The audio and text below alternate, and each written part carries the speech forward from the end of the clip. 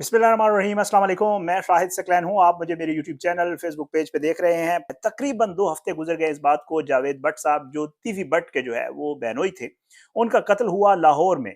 दिन दिहाड़े canal road के ऊपर मसरूफ तरीन शहरा इशारे के ऊपर रोक कर टारगेट किया गया और उसके बाद शूटर्स जो है वो ऐसे गायब हुए कि उनका फिर पता ही नहीं चल रहा था। मुख्तलिफ पुलिस की तरफ से चीज़ें दी गई, ज़राए से हमने आपको चीज़ें बताई, बहुत सारे मामलात चले और बिल आखिर ये पता चला कि जी कत्ल करने वाले लोग पहले कहा गया 4 थे, फिर उसके बाद कहा गया 2 थे। फिर उसके बाद पता चला कि ये 2 लोग जो आए थे, इनमें से ये दोनों अलग-अलग आए थे। एक रिक्शे पे आया था, एक मोटरसाइकिल पे आया था। फिर उनमें पता चला कि जो मोटरसाइकिल वाला था, उसका नाम अज़हर था और वो अज़हर जो है वो फ़रार है। लेकिन सबसे बड़ी खबर वो ये है कि अब बाकायदा तौर पे पुलिस ने तस्लीम कर लिया है कि जो अज़हर है वो गिरफ्तार हो गया है। वो अज़हर कहाँ से गिरफ्तार हुआ है, लेकिन अज़हर के साथ एक और भी शूटर था जो अब तक गिरफ्तार नहीं हो सका और पुलिस ने उसके हवाले से ये चीज़ अभी तक कंफर्म नहीं की है। वो कौन है, कहाँ पे है, उसके हवाले से भी आज की इस वीडियो में आपको बताएंगे। लेकिन साथ-साथ एक और चीज़ बड़ी खौफनाक होने जा रही है, जिसके हवाले से जो लाहौर में रहने वाले दोस्त हैं, जो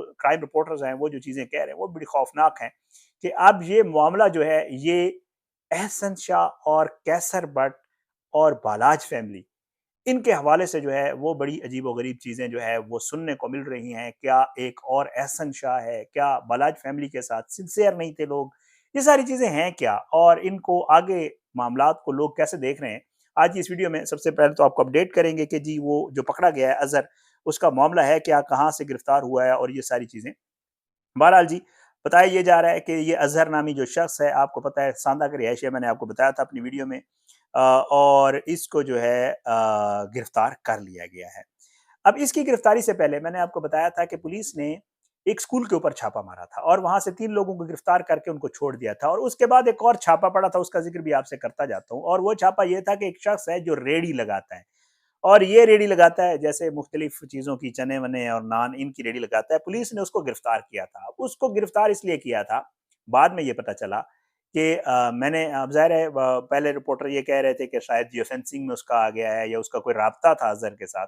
बाद में ये पता चला कि जी उस शख्स की जो शक्ल है वो अज़हर से मिलती थी और पुलिस ने महज़ इस बिना पे कि कहीं ये अज़हर तो नहीं है, उसको उठाया। उठाने के बाद जब तफ्तीश की, तो पता चला कि ये अज़हर नहीं है, बल्कि ये तो कोई बेचारा और शख्स है और ये तो गरीब-सा है। बहरहाल पुलिस ने उसको भी छोड़ दिया। ओसीयू आपको पता है इसके ऊपर काम कर रही है, तफ्तीश कर रही है, मुख्तलिफ एंगल से लगी हुई है, कोशिश ये है शूटर पकड़ा जाए और बिलाखिर शूटर पकड़ा गया। बहरहाल जिसको छोड़ दिया गया था, फिर उसके बाद जी अज़हर जो है उसको अब गिरफ्तार कर लिया गया है, लेकिन अज़हर के साथ एक और शख्स भी था। उसका नाम सामने आ गया है, जो कि रिक्शे में था और उसका नाम था अज़हर। के साथ जो शख्स था उसका नाम था आरिफ भट्टी। आरिफ भट्टी जी, ये और अज़हर इकट्ठे थे और इनके नंबर जो है वो बाकायदा तौर पे बताया जा रहा है जियो फेंसिंग में आ गए हैं। और वाक़ये के बाद अज़हर भट्ट जो है ये मफ़रूर हो गया था और ये बताया जा रहा है कि ये खैबर पख्तूनख्वा चला गया था। अब पुलिस ये कन्फर्म कर रही है कि जो है अज़हर है इसको मनसेरा के इलाके से पुलिस जो है उसने गिरफ्तार कर लिया है और अब इसको लाहौर ले आई है पुलिस और इससे तफ्तीश जारी है। लेकिन जो दूसरा शख्स था आरिफ भट्टी, उसके हवाले से इत्तलात ये हैं कि शायद वो वहाँ जो पुलिस को आखिरी उसका सुराग मिला है वो विहाड़ी में है। पुलिस रवाना हो गई है। इस शख्स का ताल्लुक पतोकी से था, बट ये विहाड़ी में मौजूद है। पुलिस उसको गिरफ्तार करने के लिए वहाँ मौजूद है। लेकिन अब तक की इत्तलात के मुताबिक जो है वो आरिफ भट्टी की जो है वो कोई पुलिस को कामयाबी नहीं है उसको गिरफ्तार करने में। बहरहाल इसको गिरफ्तार कर लिया गया है। जो अज़हर है, ओसीयू के जो डीआईजी हैं इमरान किश्वर, वो बाकायदा तौर पे इस चीज़ को कन्फर्म कर रहे हैं कि जी ये चीज़ है। लेकिन इसके साथ-साथ एक और खबर भी है और वो ये है कि इनके अलावा कुछ 2 मज़ीद अफराद को भी गिरफ्तार कर लिया गया। वो कौन है? सहूलतकार थे, क्या कुछ था? वो अभी तक पुलिस कन्फर्म नहीं कर रही। तो अब 3 गिरफ्तारियाँ हो गई हैं इस कत्ल में। और इसके बाद जी ये तफ्तीश का सिलसिला आगे जारी है और कहा यह जा रहा है कि पुलिस इससे तफ्तीश करके पता चलेगा कि आया असल मुजरिम है कौन। अब आते हैं अमीर फ़तेह और कैसर बट, जिनका जो मामला एफआईआर में दर्ज है। पता ये चलेगा कि वाक़ई इनको शूटर्स को अमीर फ़तेह और कैसर बट ने कहा है या कोई और मामला है। पुलिस ज़रा ये भी बता रहे हैं, क्राइम रिपोर्टर दोस्त ये भी बताते हैं कि तीफ़ी भट्ट ने ही जो है वो सबसे पहले जो लीड मिली थी पुलिस को, वो तीफ़ी भट्ट के इंटरव्यू से मिली थी और उसने ये बताया था कि चामीरा जो है वहाँ पे जो है ये डील हुई, फलाँ शख्स मिला, फलाँ शख्स ने असला दिया, कैसर भट्ट के ऊपर उसने इल्ज़ाम लगाया। बट कैसर भट्ट इसकी तरदीद कर चुका है और वो बारहा बता चुका है कि मैं ऐसा कुछ नहीं हूँ। रिक्शे वाला जो है आरव भट्टी, वो अभी तक मफरूर है और इसको जो है पुलिस गिरफ्तार करने की कोशिश कर रही है और उम्मीद ये जी की जा रही है कि अगले चंद घंटों में शायद कोई प्रेस कॉन्फ्रेंस आएगी जिसमें बाकायदा तौर पे पुलिस गिरफ्तारी का नहीं, ये बताएगी कि शूटर को किसने कहा था कि ये सारा काम करे। तो ये एक बहुत बड़ी डेवलपमेंट है मेरे ख्याल से इस केस को लेकर। अब मैं आता हूँ दूसरे मामले की तरफ और वो है एहसन शाह और जनाब इसका अपना कैसर बट का और जो अमीर बलाज और इनकी फैमिली है। तो 2 सहाफ़ी दोस्त हैं जो लाहौर में खुर्रम पाशा साहब हैं और इसके अलावा जी जनाब सीनियर सहाफ़ी हैं आमिर साहब, आमिर भट्ट साहब। उन्होंने जो है इसके ऊपर बड़ी जनाब बड़ी-बड़ी बातें मतलब बड़ी खतरनाक बात की है, वो आपके साथ ज़रूर शेयर करूँगा। बताया ये जा रहा है कि जी जो ये सारा सिलसिला है, एक तो इसमें जो सबसे बड़ी मसला अब बन गया है, वो है मियाँ बिलाल, कैसर भट्ट और नईम शाह की तीफ़ी भट्ट से मुलाकात जो तीफ़ी भट्ट ने अपने इंटरव्यू में की थी। और इसको लेकर अब ये मसला हो रहा है कि जी जो मियाँ बिलाल था उसने एक इंटरव्यू दिया और उसने कहा कि जी वाक़ई कैसर भट्ट ने तीफ़ी भट्ट के साथ ये बात की थी और मैं इसका गवाह हूँ। कि जी सुलह अगर होगी तो वो मुनाफ़क़त की सुलह होगी।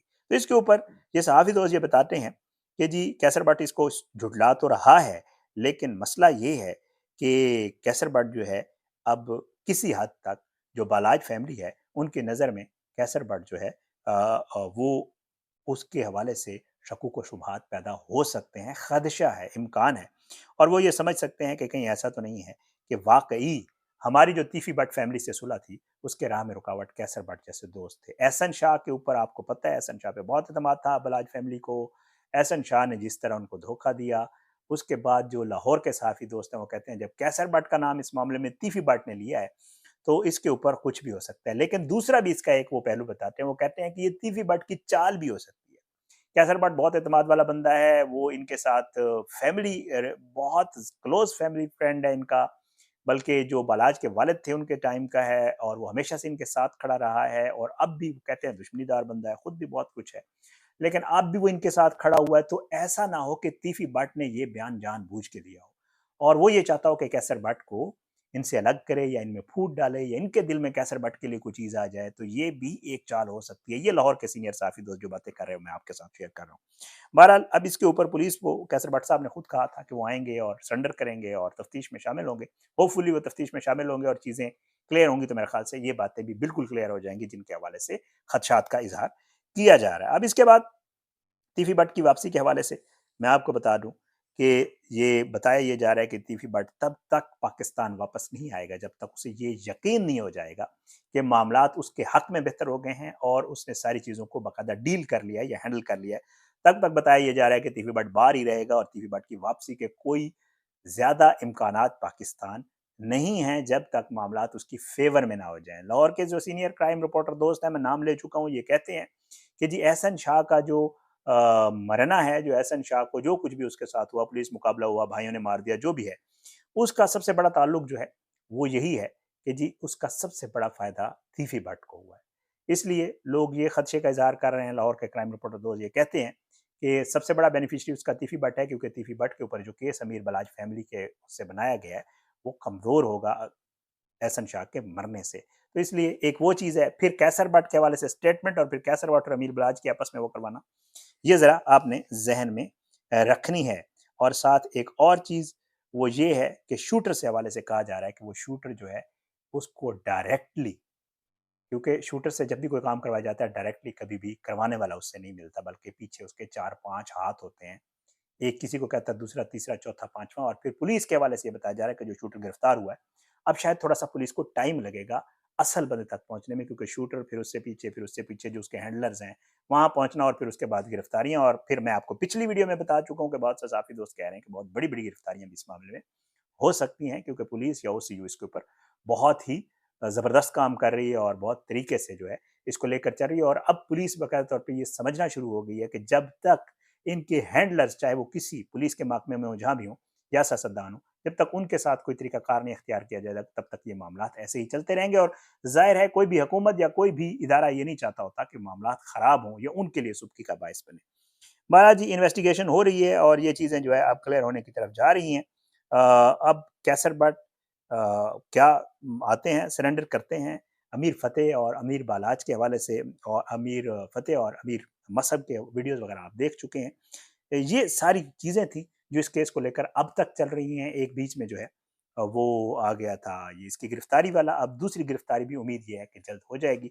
जो ही ये चीज़ें डेवलप होती जाएँगी, आगे बढ़ती जाएँगी, कोशिश ये होगी कि आपके साथ इसी तरह जो है वो शेयर करते जाएँ। आपने अपनी दुआओं में हमें याद रखना है, अल्लाह सबको अपने हिफ्ज़-ओ-अमान में रखे, अल्लाह पाकिस्तान का हामी और नासिर हो। इसके खिलाफ साज़िशें करने वालों को नेस्तनाबूद करे, अल्लाह ज़ालिमों को इबरत का निशान बनाए, मज़लूमों को इंसाफ मिले। अगली वीडियो तक के लिए मुझे इजाज़त दें। पाकिस्तान ज़िंदाबाद। अल्लाह हाफ़िज़।